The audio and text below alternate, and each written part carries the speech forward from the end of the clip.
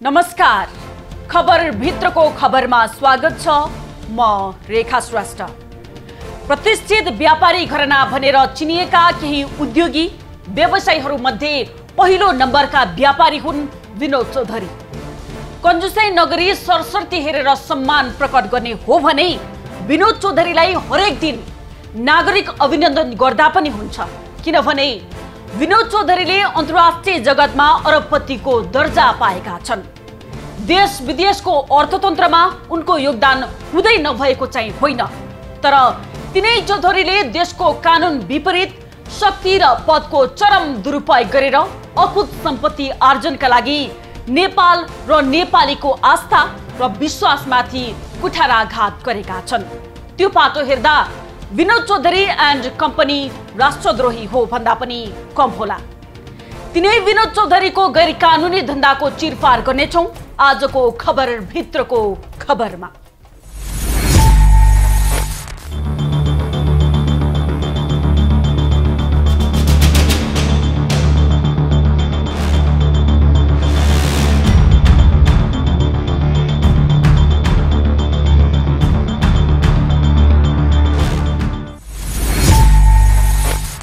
विनोद चौधरीसँग हाम्रो आग्रह पूर्वाग्रह केही छैन। उनी अन्तर्राष्ट्रिय उद्योग व्यापारमा नेपालको पहिचान बनाउन सफल व्यापारी भनेर चिनिन्छन्। हो, विनोद चौधरीका पुर्खाले मेहनत र परिश्रम गरेर व्यापारी घरानाको जग्गाले यसमा कुनै दुई मत छैन। जुटदेखि बुटसम्म, चाउचाउदेखि मोटरसम्म चौधरीको देखिने व्यापार छ। होटल र बैंकको लगानी त देशमा मात्रै होइन, विदेशमा पनि निकै फस्टाएको छ। तर दर्शकवृन्द, यो चौधरी ग्रुपको व्यापारभित्र गैर कानुनी धन्दा मौलाएको छ। चौधरी ग्रुपले देशको ढुकुटी दोहन गरेको छ, राष्ट्र र राष्ट्रियताप्रति गद्दारी गरेको छ। हामीले यो आरोप लगाएका होइनौं, सत्य र यथार्थ चित्र तपाईँ सामु राखेका हौं। जालझेल गरेर देशप्रति नै गद्दारी गर्नेहरूको भण्डाफोर नगरी टुलु टुलु हेरेर बस्न हामी सक्दैनौं। हाम्रो काम र कर्तव्य भनेकै जनतालाई सत्य तथ्य खबर सम्प्रेषण गर्नु हो। यसै प्रसंगमा आजको प्रस्तुतिको पहिलो पाटो हेरौं। यी मानिस हुन् एकमात्र नेपाली अरबपति तथा कांग्रेसका सांसद विनोद चौधरी। पैसा, पावर र राजनीतिकै बलमा अधिक धनी भएका यी मानिसले आफूलाई प्रतिष्ठित उद्योगी भन्न रुचाउँछन्। उद्योगी भन्न नरुचाउन् पनि कसरी? नेपालकै सबैभन्दा ठूलो व्यापारी घरानाका नाइके हुन् विनोद चौधरी। चौधरी समूहको नेपालमा मात्र लगानी छैन, विश्वको कयौं देशमा लगानी गरेको छ चौधरी समूहले। नेपालमा जुटदेखि बुटसम्म, चाउचाउदेखि मोटरसम्म चौधरीको जता हेर्यो उतै व्यापार छ। होटलदेखि बैंकसम्मको लगानी त देशमा मात्रै होइन, विदेशमा पनि उत्तिकै छ। नेपालमा अकुत सम्पत्ति कमाउनेहरूले स्रोत देखाइरहनु पर्दैन। अकुत सम्पत्ति आर्जन गर्ने कला भएका व्यापारीहरूले कुनै न कुनै रूपमा राज्यलाई मारेकै हुन्छन्। तिनै अरबपति कलाकारहरूको टुप्पोमा बसेका विनोद चौधरीले सरकारी सम्पत्ति हडप्नेदेखि गैर कानुनी रूपमा विदेशमा लगानी गरेको रहस्य क्रमशः खुल्न थालेको छ। त्यसको ज्वलन्त उदाहरण सेतो जुत्ता भित्रको कालो धन्दाको कर्तुत हो बाँसबारी छाला जुत्ता उद्योगको जग्गा लुटपाट गर्नु। चाउचाउ, जुट, बुट र होटल लगायतबाट अकुत सम्पत्ति कमाएका चौधरी समूहले आफ्नै बैंकबाट विदेश पैसा पठाएर देश बाहिर व्यापार व्यवसायमा अरबौं लगानी गरेका छन्, जुन नेपालको कानुन विपरीत हो। नेपालमा लगानी गरेर कमाएको अरबौं सम्पत्ति अवैधानिक रूपमा विदेश पठाइरहेका छन् र यो सरासर गैर कानुनी हो। चौधरी परिवारले देशमा मात्र व्यापार लगानी गरेर अरबपति उद्योगी बनेका होइनन्। चौधरीहरूको परिवारले विश्वको 32 वटा देशमा लगानी गरेको पाइएको छ। 32 वटा देशमा 200 भन्दा बढी मल्टिनेशनल कम्पनी खडा गरेका छन्। नेपालमा मात्र नभई विश्वका देशमा लगानी गर्न चौधरी समूहलाई पैसा कहाँ, कहिले, कसरी आयो भन्ने प्रश्नहरूले घेरिएको छ। यो विषयमा चुपचाप रहेको छ चौधरी समूह। अमेरिकी व्यापारिक पत्रिका फोर्ब्सको सूचीमा एकमात्र नेपाली अरबपति विनोद चौधरीको परिवारले नेपालको कानुन छलेर ट्याक्स हेभन मुलुकमा कम्पनी खोल्ने, त्यसैबाट नेपालमा विदेशी लगानी भित्र्याउने, लाभांश रकम लैजाने र विभिन्न मुलुकमा तहगत कम्पनी खडा गरी विश्वव्यापी व्यावसायिक सञ्जाल विस्तार गरेको आइसिआइजे को प्यान्डोरा लिक्सका विवरणले खुलासा गरेको थियो। नेपाली कानुनका छिद्रको उपयोग गरी वैधानिक रूपमै विदेशमा लगानी गरेको बताउने अरबपति विनोद चौधरी सहित उनको परिवारका 5 जनाले ट्याक्स हेभन अर्थात् कर प्रणाली पारदर्शी नहुने र जवाफदेही पनि नखोजिने मुलुकमा लगानी गरेको तथ्य फेला परेको थियो। अन्तर्राष्ट्रिय खोज पत्रकारहरूको संयन्त्र आइसिआइजेले खोज पत्रकारिता केन्द्र नेपाललाई उपलब्ध गराएको विवरण अनुसार चौधरी परिवारका सदस्यहरूको नाममा ब्रिटिश वर्जिन आइल्यान्डमा 3, सिङ्गापुरमा 1 र पनामामा 1 कम्पनी दर्ता भएको पाइएको थियो। हेर्दा भलाद्मी र इमानदार जस्ता देखिन्छन् चौधरी परिवार। जति देख्दा भलाद्मी र सरल देखिन्छन्, उति उनीहरूको भित्री पाटो कलुषितपूर्ण पाइएको छ। यिनका भित्रका करतुतहरू खोतल्दै जाँदा जो कसैले पनि जिब्रो टोक्न सक्छ। चौधरी समूहसँग जोडिएका प्रकरणहरू सरकारी जग्गादेखि चाउचाउसम्म, चाउचाउदेखि ट्याक्स हेभन देशमा पनि मनी लाउन्ड्रिङ सम्मको प्रकरण जोडिएका छन्। इज्जत र प्रतिष्ठाको दुहाई दिने चौधरी समूहको पछिल्ला गैर कानुनी धन्दा एकपछि अर्को सार्वजनिक हुँदै जानुले चौधरी एन्ड कम्पनी अहिले अनुसन्धानको घेरामा परेको छ। पद र शक्ति दुरुपयोगको नमुना बनेका छन् विनोद चौधरी यति बेला।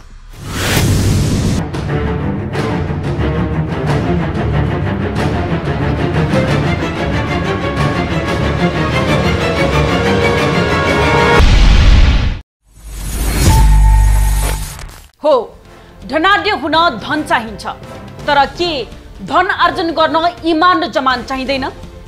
धनी भएपछि कानुन मिच्न छुट हुन्छ कि धनाढ्यले जे पनि गर्न पाउँछ? हाम्रो प्रश्न हो राज्य हाँक्ने सरकारलाई। विनोद चौधरीको गैर कानुनी काम राज्यकै आड भरोसामा भएको कुरा घाम जत्तिकै छर्लग्न छ। राज्य शक्तिको दुरुपयोग गरेर राज्यकै ढुकुटी दोहन गर्ने काम गैर कानुनी हो कि होइन? हो भने खोइ त चौधरी ग्रुपका काला करतुतमाथि छानबिन। सानालाई ऐन, ठुलालाई चयन हुनु हुँदैन भन्ने हाम्रो आग्रह हो। आफै नीति निर्माणको तहमा बसेर मनलाग्दी गर्ने छुट कसैलाई छैन। विनोद चौधरी एन्ड कम्पनीले गरेका हरेक गैर कानुनी कामको राज्यले अनुसन्धान गरोस् र दुधको दुध पानीको पानी छुट्याओस्। हाम्रो उद्देश्य यति हो। बाँकी प्रसङ्ग सहित उपस्थित हुनेछौँ एकैछिनको विश्रामपछि। विश्रामपछि पुनः स्वागत छ। विषाक्त चाउचाउ बेचेको आरोप, सरकारी जग्गा हडपेको यथार्थ, ट्याक्स हेभनमा मनी लाउन्ड्रिङ, स्वदेशी ब्याङ्कबाट विदेशी ब्याङ्कमा गैर कानुनी ढङ्गबाट ठुलो धनराशिको ओसार पसार, के यी कानुन विपरीतका धन्दा होइनन्? वित्तीय क्षेत्रको आर्थिक कारोबार नियालिरहेको राष्ट्र ब्याङ्क विनोद चौधरी एन्ड कम्पनीको गैर कानुनी गतिविधिमाथि किन लगाम लगाउन सक्दैन? कतै राष्ट्र ब्याङ्ककै मिलिमतो त होइन भन्ने शङ्का उब्जाएको छ। होइन भने अरबौं अरब रकम नबिल ब्याङ्क मार्फत बाहिरिरहँदा पनि राष्ट्र ब्याङ्क किन मौन त? हो, व्यापार र व्यापारिक गतिविधि नै सम्पन्न राष्ट्रको मापन हो। तर व्यापारको नाउँमा देशको अर्थतन्त्रमाथि नै कसैको गिद्धे नजर लाग्छ भने त्यस्ता गिद्धहरूको दृष्टि दोषमाथि बेलैमा लगाम लगाउनु पर्छ, अन्यथा राज्यले पछुताउनु पर्छ। आफै ब्याङ्क खोल्ने अनि आफ्नै ब्याङ्क मार्फत पैसा विदेश पठाएर अन्तर्राष्ट्रिय बजारमा अरबपति बनाउँदैमा जो कोही प्रतिष्ठित उद्योगपति कहलिँदैन। चौधरी ग्रुपको यस्ता गतिविधिले यसको पुष्टि गरिरहेको छ। हेरौँ आजको दोस्रो प्रस्तुति।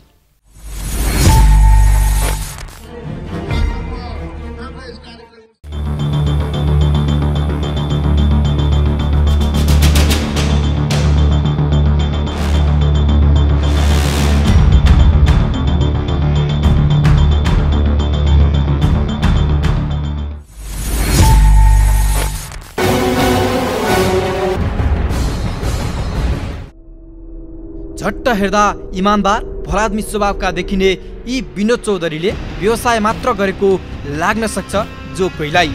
तर उनका पिता लुनकरण दास चौधरीदेखि नाति राहुल चौधरीसम्मले व्यापार व्यवसायमा लगानी गरेको देखिन्छ। चौधरी परिवारले नेपालमा मात्र लगानी गरेका छैनन्। उनका जेठा छोरा वरुण चौधरीदेखि कान्छा छोरा राहुल चौधरीले विश्वका 32 देशमा 200 भन्दा बढी मल्टिनेसनल कम्पनीमा लगानी गरेको पाइएको छ। विनोद चौधरीको परिवारले नेपाल बाहेक विश्वका ट्याक्स हेभन मुलुकहरूमा कसरी यति धेरै लगानी गरेका होलान् भन्ने तपाईहरूलाई चासो लाग्न सक्छ। हो, नेपालमा विषाक्त चाउचाउदेखि बाँसबारी छाला उद्योग, होटलदेखि बैंकसम्मबाट कमाएको अरबौं रुपैयाँ स्वदेशी बैंकबाट विदेशी बैंकमा गैरकानुनी ढङ्गबाट मनी लाउन्ड्रिङ गरेर लगानी गरेको देखिन्छ। विनोद चौधरीको परिवारले सत्ता र शक्ति, राज्यको उच्च ओहदाको दुरुपयोग गरी कानुन विपरीत कार्य गरेको हो भन्न कुनै कन्जुसाइ गर्नु नपर्ला।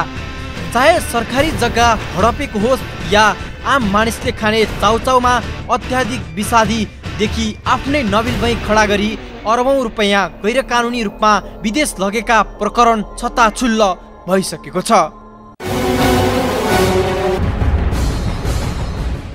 गैरकानुनी रूपमा विनोद चौधरीहरूले जालझेल छलकपट गरी स्वदेशको अरबौं रकम नबिल बैंक मार्फत जालसाजी रूपमा विदेशिएको देखिन्छ। लगानी गर्ने भन्ने सन्दर्भमा नेपाली पैसा विदेशमा लाने हाम्रो चाहिँ नि विदेशी लगानी प्रतिबन्ध गर्ने ऐन पनि छ। लानका निमित्त राष्ट्र ब्याङ्कले एउटा चाहिँ नि फ्लेक्जिबल अनुमति लिनुपर्ने कुरा छ। तर के भन्दाखेरि नेपालले आफ्नो नेपाली पैसा विदेशमा चाहिँ गैरकानुनी ढङ्गले लगेर व्यापार गर्न सक्ने अवस्था पनि छैन र त्यो कुरा कानुन सम्मत पनि होइन।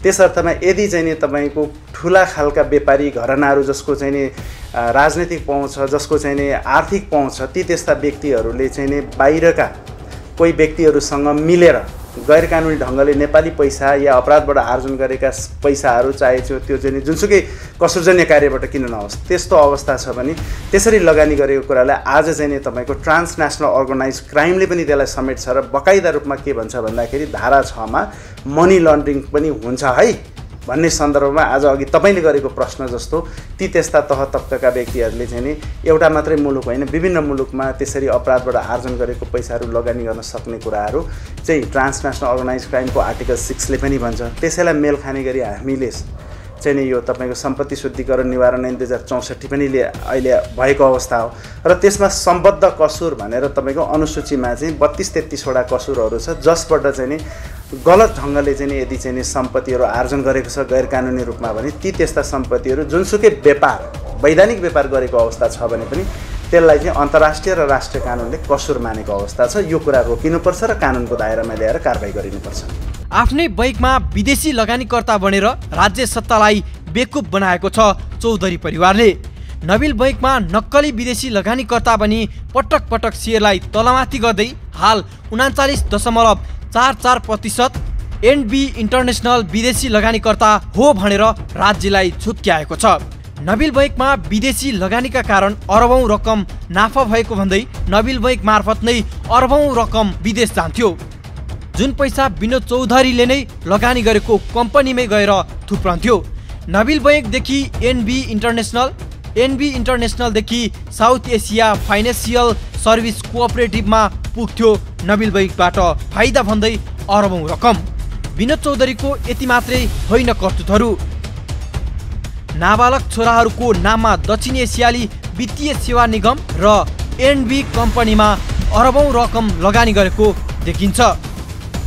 त्यो पनि गैर कानुनी रूपमा नेपालबाट अरबौं ओसारेर। अब हेरौँ विनोद चौधरीका छोराहरूको पानामा 19 नोभेम्बर 27 मा दर्ता भएको साउथ एसिया फाइनेन्सियल सर्भिस कोअपरेटिभमा संलग्नता रहेको र निजहरूले लगानी गरेको देखिन्छ। विनोद चौधरीका दुवै छोरा यस कम्पनीका डाइरेक्टर रहेको यो प्रमाणले पुष्टि गर्छ। यस्तै अर्को आयरल्यान्डमा रहेको एनबी इन्टरनेसनल कम्पनी 1996 अप्रिल 16 मा खडा गरिएको थियो।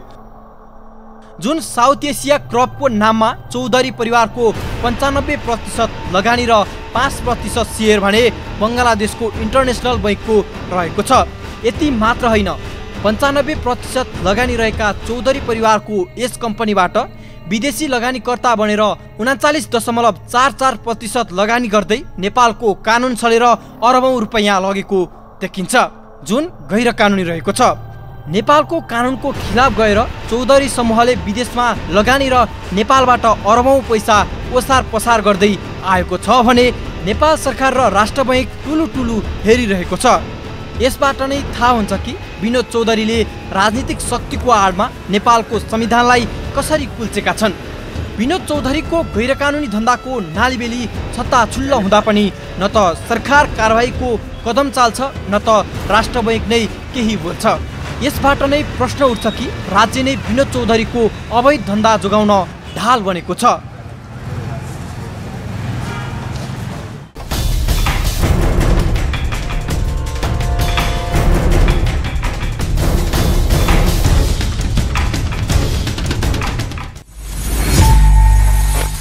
उद्योग र उद्योगी, व्यापार र व्यापारी राज्यका लागि सम्पन्नताका खम्बा हुन्।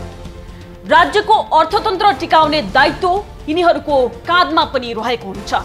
यसो भनेर कुनै पनि गैरकानुनी कामलाई राज्यले प्रश्रय दिन हुँदैन र मिल्दैन पनि। हाम्रो देशको अर्थतन्त्रमा राजस्व तिरेर ख्याति कमाएकाहरू भनेर शिरदेखि पाउसम्म सम्मान गर्ने हैसियत कसैले बनाएकै छैन। उद्योग र व्यापारको नाउँमा मनज्ञ आम्दानी गर्नेहरूको कमी छैन। सफल उद्योगीकै पगरीमा सजिएका चौधरी हुन् वा उनका देश विदेशमा फैलिएका उद्योग व्यापार विवाद रहित छैनन्। विवादै विवादमा रुमल्लिएको चौधरी ग्रुपलाई सर्वसाधारणले कसरी हेर्छन् त भन्ने सन्दर्भ सहित उपस्थित हुनेछौँ एकैछिनको विश्रामपछि। कलकारखाना चलाउने मजदुरले हो, मालिकले त लगानी गर्ने र चुस्त दुरुस्त व्यवस्थापन मिलाउने हो। चौधरी ग्रुपको व्यावसायिक सञ्जाल स्वदेश भन्दा बढी विदेशमा फैलिएको यथार्थ छर्लङ्ग छ। विदेशमा लगानी गर्न राज्यले तय गरेको नियम कानुन पालना गरेकै हुनुपर्छ। तर चौधरीको विदेशमा भएको लगानी विवादास्पद मात्र होइन, गैर कानुनी छ। गैरकानुनी धन्दा गरेर अरबपति बनेका चौधरी उद्योगी व्यापारी मात्र होइनन्, नीति निर्माता पनि हुन्। आफै नीति नियम बनाउने अनि आफैले बनाएका नीति नियम आफै उल्लङ्घन गर्ने के नैतिकवान व्यापारीको चरित्र हो? हामीले सर्वसाधारणलाई सोधेका थियौं। सर्वसाधारणको हेराइमा विनोद चौधरी।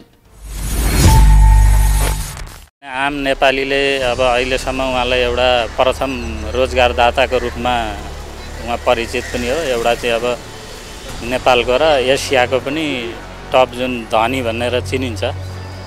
अब त्यो हुँदाहुँदै पनि उहाँको एउटा करियर चाहिँ राम्रो हुँदाहुँदै पनि अहिले यो पछिल्लो समय चाहिँ अब यो जनप्रतिनिधिको रूपमा जुन संसदमा जानेहरू विभिन्न काण्डमा मुछिँदै जानु चाहिँ एउटा अलि दुःखदै हो।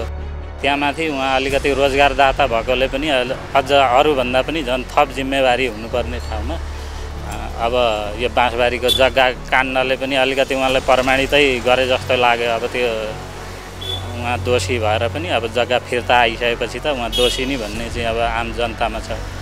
र अरू ठाउँमा पनि अब उहाँ जस्तो मान्छे अब विभिन्न पुलचोकमा पनि त्यस्तै खालको एउटा समाचारहरू हामीले हेरिराखेका छौँ। अब बाँसबारीको जग्गा काण्डबाट त उहाँ दोषी नै भन्ने अब प्रमाणितै भएको छ। तर अहिलेसम्म पनि ठोस रूपमा चाहिँ उहाँलाई कानुनी प्रक्रिया चाहिँ अब सामान्य एउटा जनतालाई चाहिँ अब केरकार गरेर जुन अब भनौँ न थुन्ने अनुसन्धान गर्ने विभिन्न हुन्छ। तर उहाँहरूमा अब उहाँको भाइलाई अरुण चौधरीलाई यसो थुनेर अब अस्पतालबाटै एउटा चाहिँ छोडिएको छ होइन। अब यसले के देखाउँछ भने अलिकति नेपालको कानुन चाहिँ फितलो हो कि अलिकति अब पहुँचवालालाई चाहिँ नलाग्ने, अलिक जनतालाई चाहिँ लाग्ने हो कि भन्ने खालको छ। अब वास्तवमा एउटा नैतिकता हुने हो भने उहाँले अब कमजोरी भए पनि नभए पनि एउटा आरोप लागिसकेपछि उहाँले अनुसन्धानलाई उ गर्नको लागि चाहिँ अब एउटा राजीनामा दिएर पनि अनुसन्धान मलाई गर भनेर एउटा सघाउनु पर्ने। अब त्यहाँमाथि उहाँ एउटा अब नेपालको अहिले ठुलो दलको रूपमा काङ्ग्रेसको एउटा प्रतिनिधि पनि हो। अब काङ्ग्रेसले अहिले एउटा भनौँ न संसदमा हामी सुनिरहेका छौँ विभिन्न अब प्रतिपक्षको रूपमा उठाउनु पर्ने अरू दललाई जुन रूपमा चाहिँ उसले विभिन्न क्वेसनहरू उठाएको छ। आफ्नै दलभित्रको एउटा प्रतिनिधिको विषयमा पनि अलिकति चाहिँ जिम्मेवार नभएको हो कि भन्ने पनि लाग्छ। अब स्वयं विनोद चौधरी पनि उहाँ पनि अलिकति विभिन्न अब उद्योग सङ्घहरूदेखि लिएर विभिन्न अब एउटा संस्थामा बसेर विभिन्न भनौँ न प्रतिष्ठित ठाउँमा बसेर पनि अब त्यहाँ पुग्नु भएको छ।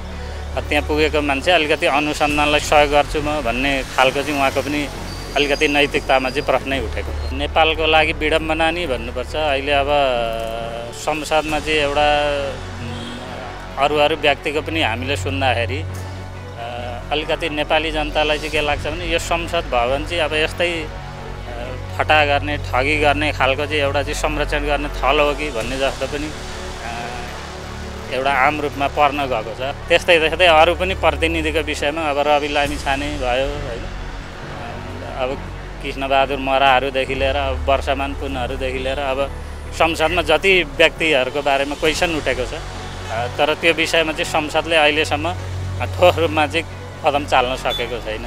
अब त्यो हुँदा चाहिँ एउटा विनोद चौधरी लगायत सबै पार्टीको भन्नुपर्छ। अब यसमा चाहिँ एउटा पार्टीको मात्रै भन्नु मिल्दैन, अलिकति अब ढाकछोप जस्तो देखिन्छ।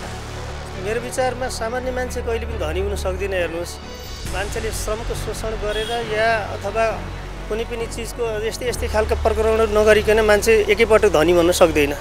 उहाँको इतिहास मैले सुन्दाखेरि अब नेपालको सन्दर्भमा उहाँका बाबुबाजेहरू भारतबाट एउटा सामान्य व्यापारीको रूपमा एउटा लोटा र एउटा कम्बल मात्र लिएर आएको मैले सुनेको छु। इतिहास मैले उहाँको कति सत्य हो त्यो कुरा अब भन्दा पनि अब त्यसरी आएको मान्छे हिजो उहाँकै इतिहास र उहाँको हेर्दाखेरि पृष्ठभूमि हेर्दा उहाँ स्कुल पिरियडमा पनि एउटा स्कुलको अगाडि टिफिन पिरियडमा तितौरा अथवा मिठाई बेचेर र यहाँसम्म कसरी पुग्नुभयो त्यो कुरो त अब यहाँको सरकारले जान्ने कुरो, यहाँको विज्ञ मान्छेहरूले इतिहासकारहरूले जान्नुपर्ने कुरा हो। र सामान्य मान्छे एक्कासी अरबपति बन्न सक्दैन।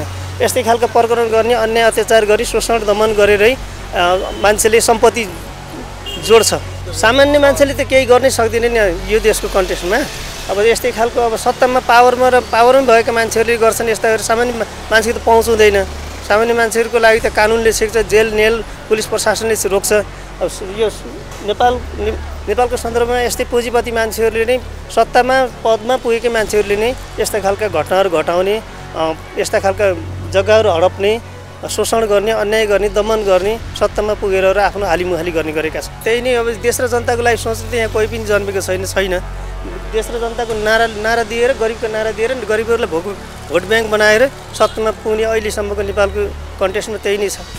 सामान्य मान्छे त्यहाँ पुग्नै सक्दैन। त उनीहरूको बाबुबाजेको पालादेखि नै उनीहरू दरबारमा र राणाहरूलाई विशेष गरेर व्यापार दिन र सुविधा दिनको लागि, कपडा बेच्नको लागि कानमा कपडा राखेर बेच्न आएका मान्छेहरू र उनको सुन्दाखेरि मैले अलिकति इतिहास यो कति सत्य कुरो हो त्यो भविष्यले नै बताउला, नभए यहाँको इतिहासकारहरूले विज्ञ मान्छेहरूले बुझ्नुभएकै छ।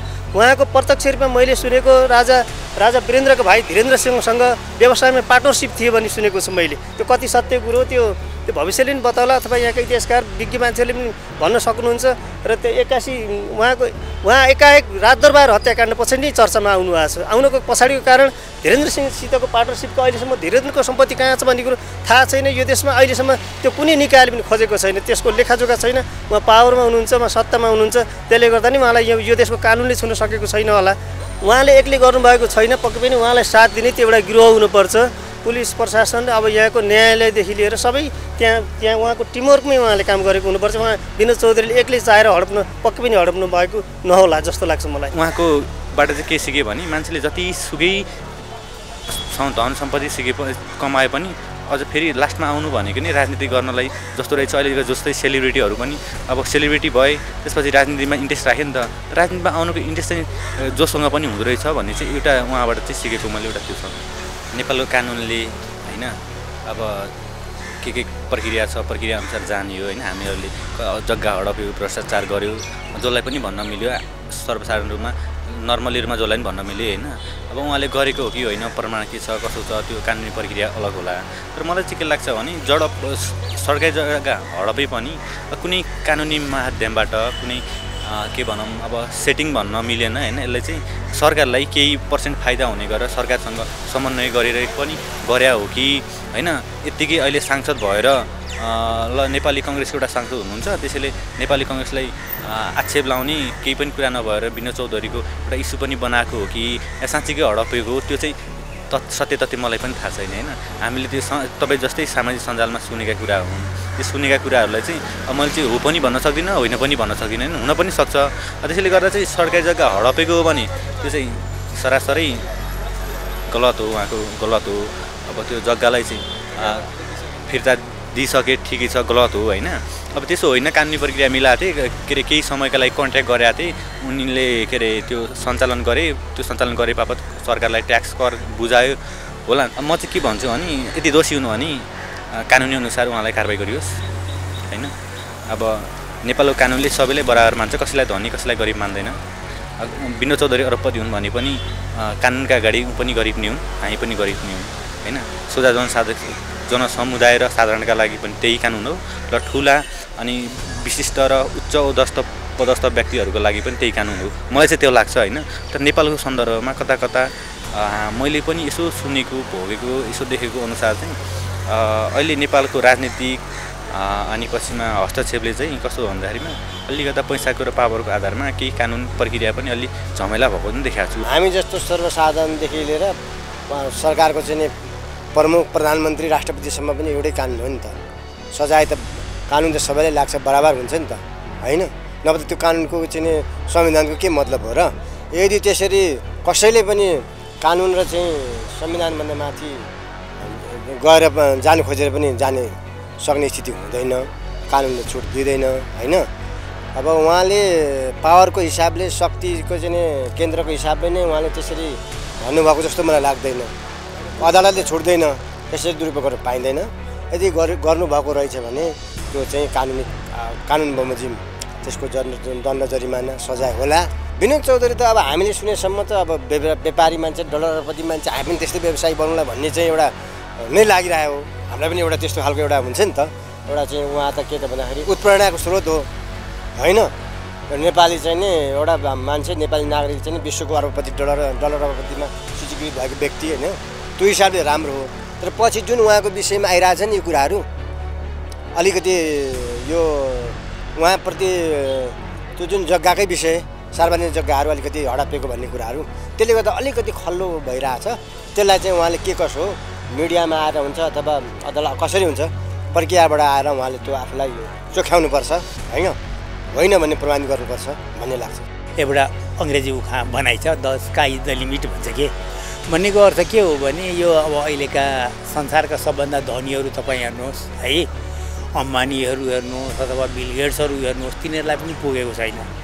यो एउटा सम्पत्तिको धनको लोभ भन्ने कुरो कस्तो हुँदो रहेछ भने त्यो जति कमाउँदै गयो नि त्यति नै बढी त्यसको तृष्णा बढ्दो रहेछ। त्यो तृष्णाले मान्छेलाई अनैतिक कार्यहरूतिर पनि, नचाहिँदा कामहरूतिर अथवा नगर्नुपर्ने कामतिर पनि गरेको पाइन्छ। त्यस्तो सायद उहाँ पर्नुहुन्छ कि फिर्ता गर्नुभयो, त्यसमा हामीले गर्नुपर्छ, राम्रो मान्नुपर्छ। तर अलिकति के लाग्छ भने उहाँमा एउटा कुरा चाहिँ नि पार्टीगत हिसाबले हेर्नुहुन्छ भने उहाँले विभिन्न पार्टीहरूमा चाहिँ परिवर्तन गर्दै गर्दै सत्ताका मान्छे उसँग चाहिँ नजिक हुनेसँग चाहिँ एउटा पार्टीबाट अर्कोमा जाँदाखेरि सायद उहाँमा पनि अलिकति मौका खोज्ने अनि यस्तै खालका केही कुराहरूमा केही ढाकछोप गर्ने कुरा छ कि भन्ने शङ्का गर्ने चाहिँ प्रशस्त ठाउँ छैछन्। विनोद चौधरीजीलाई अलिकति आफूले जे जति कमाउनु भयो, जे गर्नुभयो, हिजो एउटा साधारण व्यापारी हो विनोद चौधरी। एउटा फिल्म जबमा उहाँले भन्नुभएको थियो पहिले मेरो फिल्मले फ्लप पनि भएको एकपल्ट भन्नुभएको छ। सुरुमा एउटा फिल्म के हो नाम त मलाई अहिले झट्ट सम्झना भएन। त्यहाँबाट अहिले आएर यहाँको खर्बपति हुनुभयो, हाम्रो नेपाली शब्दमा अरबपति डलरको हिसाबले खर्बपति हुनुभयो नेपाली त्यति हुन सक्नुभयो। त्यति पाउने मान्छेले, त्यति गर्न सक्ने मान्छेले छन् संसारमा। एकदम ठुला धनाढ्यहरू छन्। ती धनाढ्यहरूले के गरेका छन् भन्दाखेरि अब बिल गेट्सकै कुरो गरौँ, उसले चाहिँ एउटा आफ्नो चाहिँ मजासँगले विभिन्न एउटा ऊहरू ट्रस्टहरू खोलिदिएको छ। कति भारतको टाटाहरू हेर्नुहुन्छ भने उनीहरूले के गरेका छन्, ठुला ट्रस्टहरू खोलेका छन् जनताहरूका लागि, कल्याणको लागि। मैले यति कमाइसकेपछि म केही गर्छु भन्ने छ नि, त्यो उहाँमा पनि आइदियो भने चाहिँ त्यसले अलिक विशेष गर्छ कि आमदामी अटर्नी खर्च रुपैयाँ त्यही खालको अलिकति छ। तर उनीहरूमा चाहिँ के पाइन्छ भने विशेष गरी मारवाडी समुदायमा चाहिँ दुःख गर्ने, एकदम पहिले दुःख गर्ने, अनेक गरेर बचाउने, अनि त्यति गरेर चाहिँ भोलि गएर त्यसलाई लगानी गरेर अगाडि बढ्ने, त्यो प्रवृत्तिले गर्दा नेपाली र भारतबाट आउनेमा केही अन्तर चाहिँ छ है। त्यो चाहिँ हामीले मान्नुपर्छ। यहाँ त्यसरी धेरै दुःख गर्ने व्यापारीहरू कम देखेको छु र त्यसरी उदाएका मान्छेहरू कम छन्। तर उहाँको त्यो हिसाबले हेर्ने हो भने उहाँले अब केही गर्नु पनि होला, भित्री दृश्य अदृश्य अरू कुरा पनि होला र अलिअलि कि विभिन्न हावाहरूले, विभिन्न हल्लाले उहाँले गरेका ती जग्गा फिर्ताहरूका कुराले त्यतातिर पनि उहाँको अलिअलि केही देन छ कि यो सम्पत्ति गर्नमा। तर त्यो देन जे भए पनि अब उहाँले पखालिदिए हुन्थ्यो। यी पखाल्नलाई चाहिँ जनकल्याणको लागि काम गरिदिए चाहिँ बहुत राम्रो हुन्थ्यो।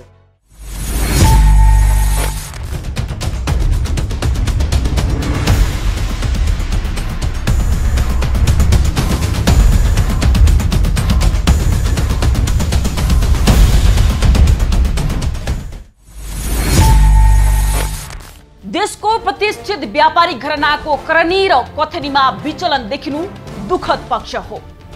व्यापारिक घरानाको गैर कानुनी गतिविधि अनुगमन गरेर कारबाही गर्नुको साटो देखा नदेखे गरेर चुप्पी साध्नु सम्बन्धित निकायको अर्को अक्षम्य अपराध हो।